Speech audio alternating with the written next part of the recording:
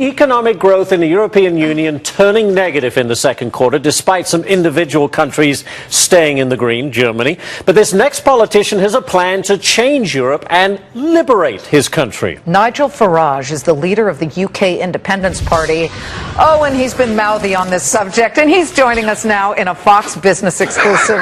Yeah, once again.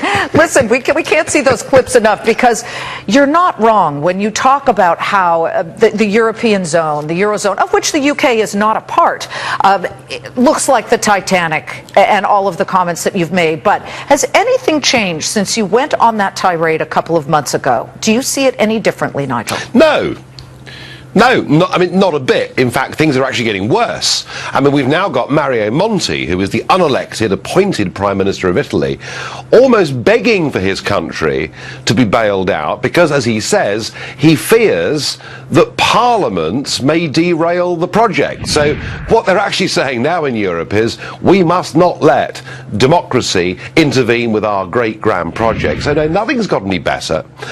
Growth is diminishing, and whilst you're quite right to say that the UK is outside the Eurozone, we're still part of the European single market. Correct. And these growth figures are not just a reflection of what's going wrong in the Eurozone, and we know that in, countries like Spain and Portugal and Greece, the whole thing's a disaster. We're also talking about the fact that the UK and the Eurozone are part of something that is called the European social market model. And what that means is that we now believe in Europe, that we haven't got to work very hard, we can all pay ourselves huge minimum wages, we can all take 6 months off if our wife has a kid, and we're living in this sort of Noddyland where frankly we're not facing economic reality. So, even though the UK is not part of the Eurozone, we are being constrained and constricted by being part of something that frankly begins to resemble communism in terms of its belief that the state and government and legislation creates jobs. It doesn't, it destroys them. Nigel, I'm talking of Noddyland. The UK, you think, should be out of the European Union. What would that do to trade? Would it be more expensive for the UK to actually do business with the remaining European countries? I mean, what's the benefit? What's the UK getting out of it?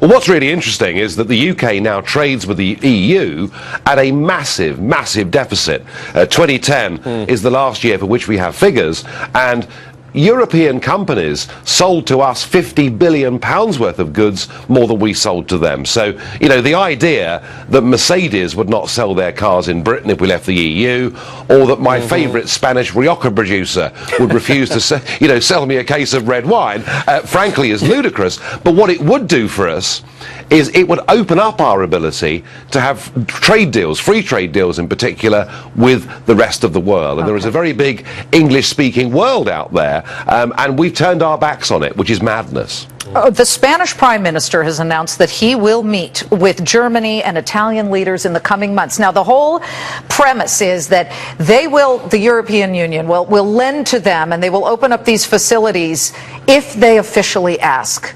Are the Spanish going to officially ask, and what must you think of that?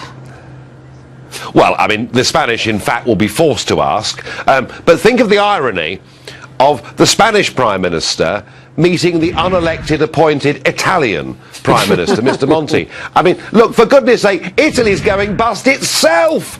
And the first Spanish bailout, and this is absolutely true, the agreement was to lend $100 billion to Spain to help its banks at a rate of 3%, and Italy was 20% of that package, despite the fact Italy has to pay 7% to borrow that money on the international markets. So, I mean, the whole thing is an absolute nonsense, and if Spain's in trouble, just wait till this circus moves on to Italy. And, well, with Nigel, what is the solution to all of this then? Just break up the Eurozone and go back to the way it was? Break up the Eurozone, recognise that it's a total misconstruction, recognise that floating currencies work rather like a golf handicap works. I could go out and play against Tiger Woods with a handicap, but if I was pegged to the same level as Tiger Woods, it wouldn't work for me. And that's effectively what you've got when you tie Greece and Germany together, because they're completely different economies. That's step one. Step two. is to recognise that you don't get something for nothing in life. It's to get rid of crazy employment legislation that puts people off from employing people, particularly young people.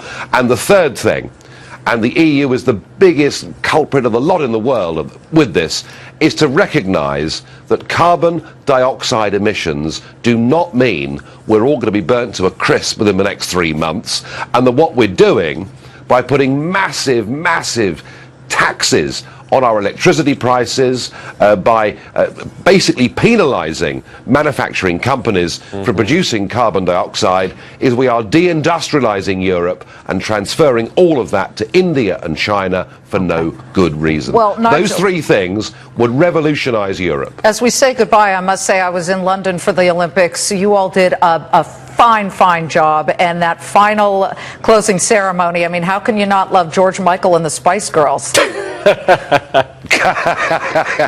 Yeah, I never thought I'd say it, but it was great to see the Spice Girls back. And hey, Team GB. My thoughts entirely. Team Oh, GB. There you go. Nigel Farage of UK Independence Party. Are you surprised he's with the Independence Party? No, See you he's next always time. great. See you next